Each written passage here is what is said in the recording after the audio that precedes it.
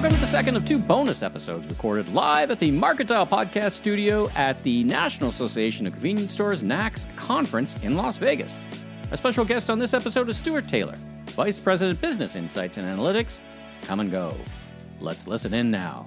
Stuart Taylor, welcome to the Remarkable Retail Podcast. How are you today? I'm doing well. It's great to be on something remarkable. Well, we want the interview to be remarkable as well, so the pressure is on. But before we jump into sort of the more substantive part of our discussion, tell us a little bit about who you are, your personal and professional journey, and the work you do. Stuart Taylor, I'm the Vice President of Business Insights and Analytics for Come & Go. We're a mid-sized, Midwestern convenience retailer.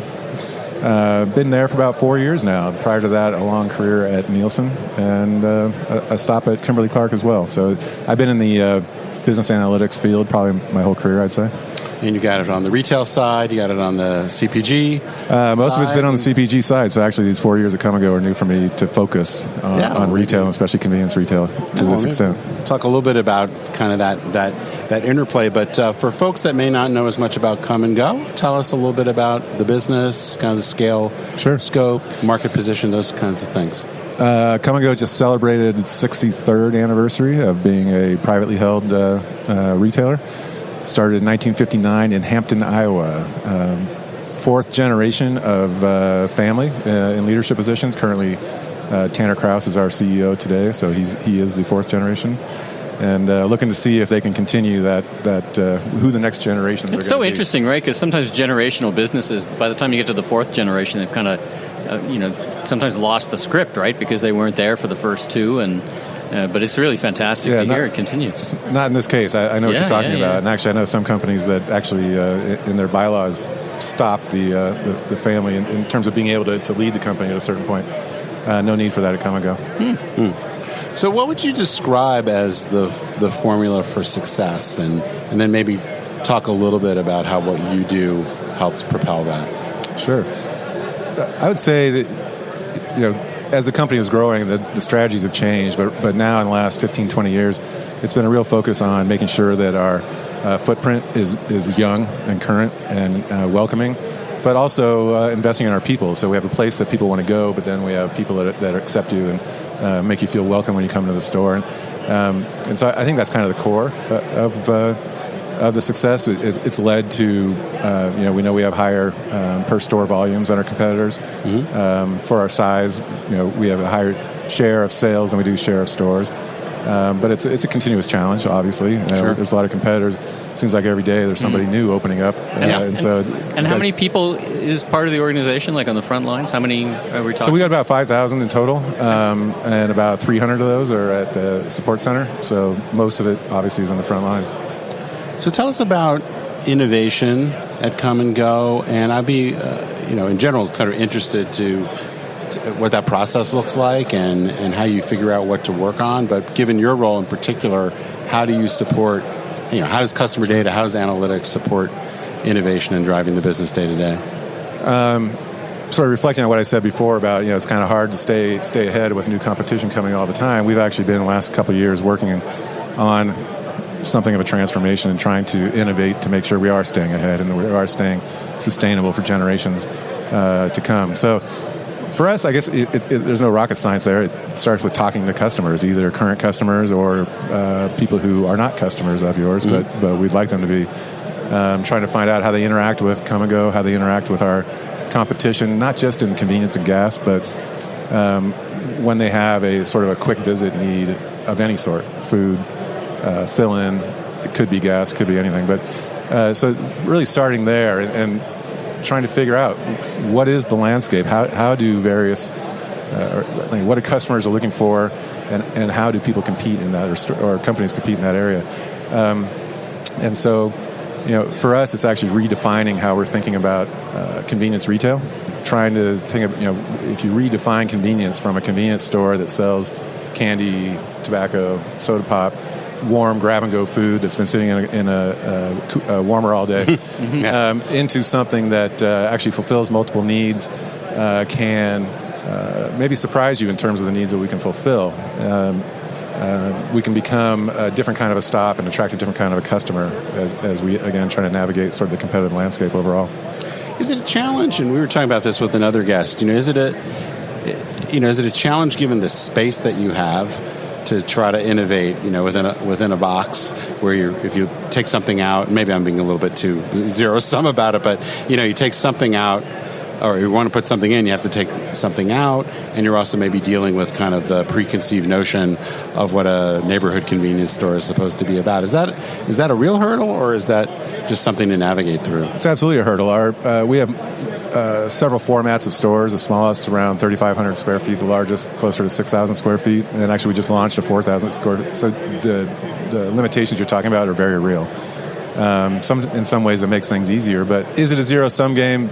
Maybe. I mean, we're asking questions about should we have a certain category in the store, or should we expand elsewhere? And for Come and Go, there's another challenge in that we try to keep our stores open, we don't want it to be cluttered with merchandise from floor to ceiling every 3 feet. Narrow aisles and such, and so we have dining areas and such in the stores too. So we've created our own constraints. And so that's where a lot of the work around innovation comes in, is how do you prioritize what to put in the store and where. And that becomes really challenging at times, especially when you talk about where and the idea of innovating around merchandising and space layout. That can get really expensive to try to test it and roll those out in a broad way. Yeah, it strikes me, I've largely worked in much larger format sort of stores, and there's still all these issues about, getting the mix right, which categories you emphasize, traffic drivers versus margin enhancers, all those sort of things. It seems like that's got to be particularly complicated when you've got a relatively small box and you're devoting space, say, to standard category strategies. Those aren't too complicated. I mean, beverages will still be traffic drivers. It used to be our center store was always a basket filler, but we're actually starting to think differently about that. And we'll probably get to that more in this discussion. But you can think about large format, and I think there's still kind of I don't know if it's a trend, but this idea of store within a store. You can't really do that kind of thing too much inside a convenience store. You can have sections, but you are limited in types of things that you can do to change the layout in a fundamentally different way. So when you think of these sections, are they like activity zones for you? One of our guests was talking about, Lori from NACS was talking about how, and it was quite interesting to me when we were talking about work from home versus, going to work, but the day parts were shifting, and then it was actually creating an opportunity of shifting that day part demand from, you might get maybe a little less drive-through for a breakfast meal, but you're starting to see other opportunities present themselves. So I guess what I'm as I'm listening, reflecting what you're both talking about, I'm thinking, how do you take all these different opportunities, put them on some kind of grid, and figure out what to do next? Like, talk a little bit about the tradecraft of your that kind of innovate. Is it impact versus investment, or trend, or is in there somewhere? I mean, there's a million things I'm seeing here. My head's on a swivel. How do you pull it all together, and how do you prioritize those things? So Come and Go is, as we think about this transformation we're going through, it's around delivering healthy choices. So original work was trying to determine territories in which a convenience retailer could compete. And so it was a lot of, again, talking to customers, potential customers, figuring out how they interacted with the channel, but also what they would like. And so there's a number of territories that were available that we thought were actually interesting and ownable. And we picked this idea of healthy. And it's not that we're going to be a health food store, but wanting to deliver healthy choices. So there's this need state that we talk about. We call it healthy striver, but you go through it, we all do. At some point during the day, you know that making the right choice and consuming the right food and beverage makes you feel good and feel better about your choices yourself. That could be physical health, could be mental health, whatever the case may be. And so I did just scarf down a giant Kit Kat candy bar. True confessions here. We've got the Reese's, we got the Kit Kats. If you've walked around the hall here, so we're trying to break away from the traditional convenience store sort of ethos, and more the good for you, as the vendors would describe it, or the good for you, the good for you category of items. At least provide choices, and so. Getting back to the tradecraft, which sounds kind of sexy for what I do, but once we determined that this is the area, the area we wanted to focus on healthy choices, the territory, then the question is, how do you do that? Right. And so there's questions around, what does healthy mean? And these are really big questions that everybody has a different definition for it. Sure. And so we decided to focus on this idea of fresh, which is not a very convenience chain type of a thing. So again, walking the floor here, there's not a whole lot of fresh offers. It's a lot of sort of heat and eat and put in the warmer type of a thing. Heat and eat. I love it. Every industry's got its thing, man. I love the list of the heat and eat. So yeah, we're going with fresh, made to order, a different kind of a program that's and trying to differentiate on that. So, and getting to that point, again, back to the trade craft was just it was a number of evolutions or iterations on you go from a healthy platform to what is the consumer looking for in that? How do you make come and go? How do you move come and go up in the consideration set? And I'll be honest, we're still trying to solve a lot of that. Sure. You and everybody else, by the way. Yeah. But it's not just the food program, it's the total store. Right. So it's interesting getting back to your questions about limitations on merchandising space, and we want to bring in more of a healthy set of products overall.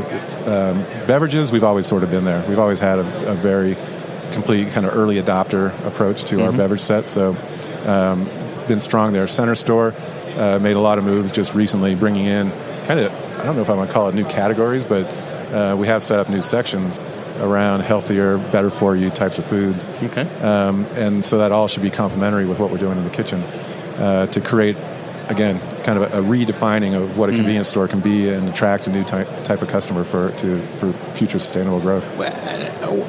I mean, this is such a broad question. I don't even know how to ask it, but I'm trying to get at like the role of price, because I think one of the things I've seen more broadly when it comes to healthy choices, and I worked on a couple of consulting projects where there's this desire to have more fresh food, more prepared food, healthier options, but generally speaking, they tend to be more expensive, and that often obviously has, even aside from the inflationary environment we're in, but just in general, that can create some resistance or, maybe rule out certain customers. Is that a big issue for you? And if so, are you, how are you navigating that?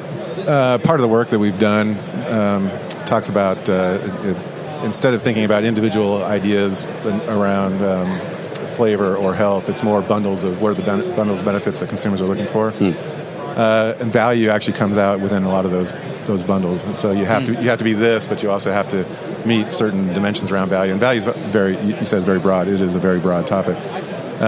Convenience stores are already saddled with perceptions that we're expensive. Right. You can control cost, I would say, more easily in the kitchen than you can in the packaged products. So a healthy bag of candy from a small supplier that's all organic, no natural or no artificial colors, etc., that's just going to cost a heck of a lot more than traditional candy. So striking that balance of you still need to drive traffic, you need to and so you can't just, again, we're not trying to switch to a health food store, we're trying to create those choices and making those clear, but maintaining that line on value is critical, and it has to do with making sure our vendor community understands where we're trying to go, and they have to help us with that. It has to do with pricing strategy on our end in terms of where is it that you're defining value in the marketplace, and how do you effectively go after that and communicate that. And then, as I said, in the kitchen, it's easier to control because you have the cost of goods coming in. You can manage your inventories and your waste a lot better, and frankly, you can change. You have flexibility in terms of how you deliver the product itself. So it seems a little easier to me to dial in on the value proposition in that made-to-order section. Interesting. Let's get back to customer data. So you get a loyalty program. I was checking it out, and I was pretty impressed. It's way more than a coffee card. The old style loyalty programs, right? Buy a coffee, get a stamp on a card thing. Tell me about. Exist. Yeah, well, nothing wrong with that as an element, but from strategy perspective, how do you draw from the loyalty program for your, as part of your insights team, and actually use it to formulate strategy, not just tactics? It's a major source of content for us. So leading the business insights and analytics is data science, and we focus a lot on transaction and loyalty customer data. So we look at a lot of like trier, rejector, and affinities across products and such. And it is one of our core sources of customer knowledge. And frankly, there's precious few sources for that knowledge. And so like I have really good visibility to how my customers shop in our stores. but not so much about where they're shopping elsewhere. Sure. There are emerging sources or sources out there. You get third-party data to connect broadly, right? To the different granularity. And then, that's like the holy grail, though. I mean, I think about all the time I've spent in analytics, and there's always like, we know a ton of information about our customers, but we know so little about them. Really. Yeah. So that is something that we're trying to solve, and there are sources. And the question is, how do you integrate that? And so we're doing work. I don't know if we're behind. We're finding it very difficult to work with credit card data, which you would think gives you broader visibility to longitudinal purchasing outside of customer data. But then getting into, there are, with smartphone location data, with credit card data outside of our stores, you can start to link things together. And so that's something that we're going to be trying to solve in the short term. I used to think of gas. I have to change my keynote presentations because I always used to say gas. You can't buy gas online, but it turns out you can buy gas online. Tell me, I'm super interested. You can buy it. You just can't put it in your tank. You can't put it in your tank, but still, I mean, I walk the listeners through what you guys do because it's pretty fascinating. We did think about a fueling delivery, but so we launched. Probably a year and a half ago, in the midst of the pandemic. We'll call it Fuel Up, but it's in our app, and the idea is you can sit in your car and start the pump from your smartphone, and all you have to do is get out and put the nozzle in, and you can get back in your car. It's a program that it's actually interesting. One of the first sort of use cases around that was wintertime, because wintertime in Canada, I'm sure, as in the Midwest of the U.S., isn't the most pleasant. And so to be able to stay in your car for a longer duration of time is a big deal. But as we've rolled it out and we've talked to customers about it who are using it, one of the comments that always comes to mind for me is a customer said, you don't know how inconvenient it is to use a credit card until you don't have to. And so doing the swipe itself is a pain if you don't have to do that. Yeah. And so it is. You got to fish it out of your wallet or your handbag or whatever, and your zip code.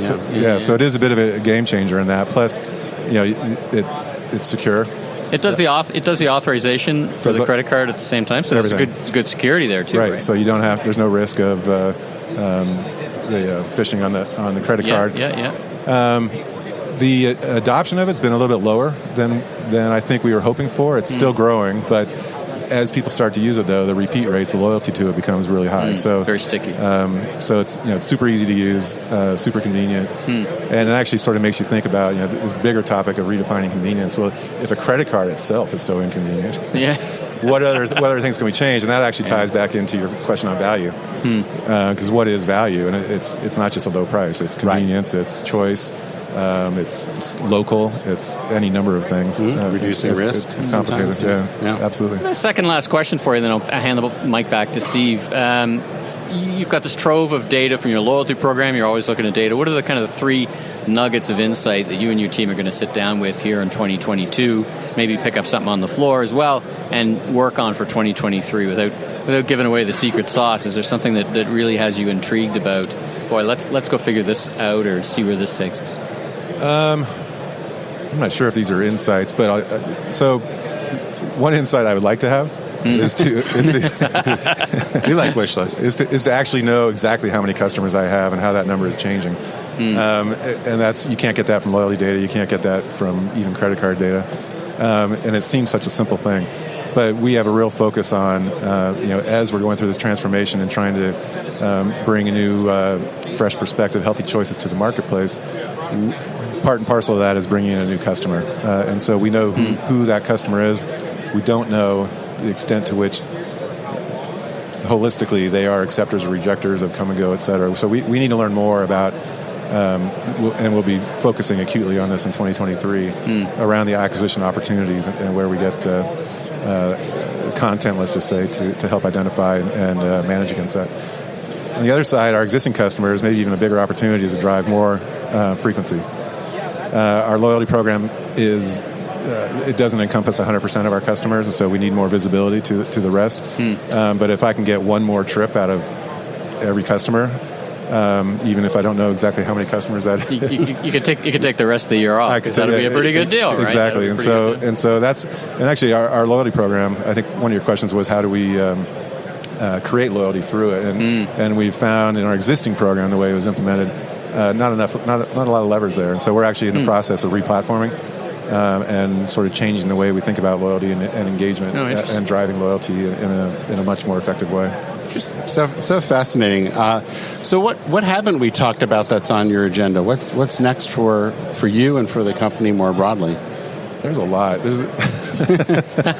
Sounds like you're busy. Thanks for these narrow questions. It's a fast-moving industry. I mean, they're tough questions, right? There's a lot going on. It really is, and there's and actually, maybe I'll answer it in that regard. That concepts like health, concepts like convenience, concepts like craveability. They're easy to say and talk about, but they're really hard to drill in on what they really mean to an individual. And in fact, they mean something different to almost everybody. And so a real challenge for us right now is wanting to answer these questions, deliver these benefits to customers, but we have to figure out how to focus on that to really let customers know what Come and Go is all about. And so you can't be all things to all people, but you can try to find that sweet spot that people understand what you're trying to be. And so that's what we're trying to work on right now, is defining that sweet spot and then sort of really going long on it. Well, super interesting. And when we were talking about having you on, I'll be honest, I had a little bit of, not you in particular, but we actually have about 40% of our audience from outside the United States, and so we go through this whole thing about having brands on.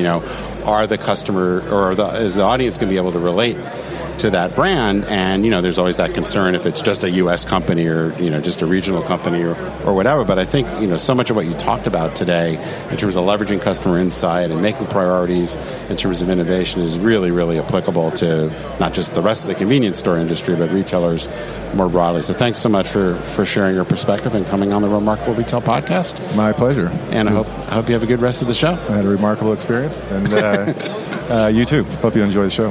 Thank you. If you like what you heard, please follow us on Apple, Spotify, your favorite podcast platform, so you can catch up with all our great interviews, including Hal Lawton talking about Tractor Supply's remarkable Life Out Here growth story.